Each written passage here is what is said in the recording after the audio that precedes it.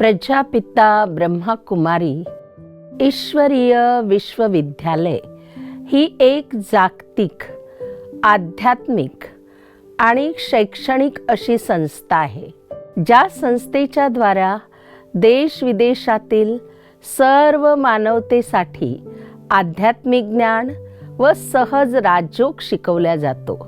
तर पिताश्री ब्रह्मबाबा म्हणजे कोण?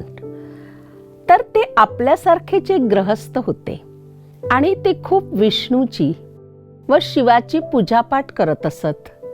गीतेचा पाठ आणि पूजा झाल्याशिवाय ते आपलं कुठलंही कार्य करत नसत. एवढंच नव्हे तर जेव्हा ते भक्ती करायला बसायचे आणि कुणी आगंतुक पाहुणे त्यांना जरी भेटायला आले तरी ब्रह्मबाबा पूजा झाल्याशिवाय त्यांना भेटत नसत.